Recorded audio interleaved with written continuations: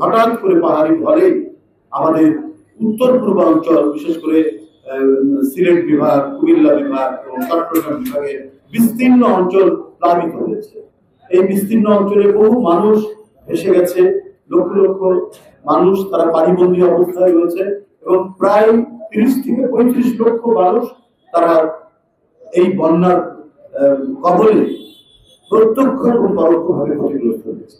সুতরাং দ্রুত সেখানে ত্রাণ সরবরাহ নিশ্চিত করার জন্য দলের পক্ষ থেকে এই ত্রাণ কমিটি, ঢাকা থেকে যারা সামর্থ্যবান মানুষ, যারা সচ্ছল মানুষ, তাদের কাছে আহ্বান জানানো হয়েছে এবং সর্বস্তরের মানুষের কাছে যারা বন্যায় এফেক্টেড নন, ক্ষতিগ্রস্ত নন, তাদের কাছ থেকে আহ্বান জানানো হয়েছে, অনুরোধ করা হয়েছে তারা যে সাহায্যটা দেবেন।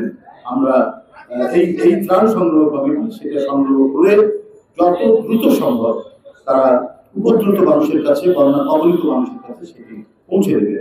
আমাদের 45 লক্ষ লোক আজকে পানিবন্দী হয়েছেন, ক্ষতিগ্রস্ত হয়েছেন এবং 8 লক্ষ মানুষ এই মুহূর্তে পানি বন্দী অবস্থায় আছেন এবং ফেনীর 3টি উপজেলায় এখন পর্যন্ত আপনার ত্রাণ পৌঁছাতে সেনাবাহিনী এবং অন্যান্য র্যাব অন্যান্য সদস্যদের কষ্ট হচ্ছে ত্রাণ পৌঁছাতে। যোগাযোগটা এত ক্ষতিগ্রস্ত হয়েছে।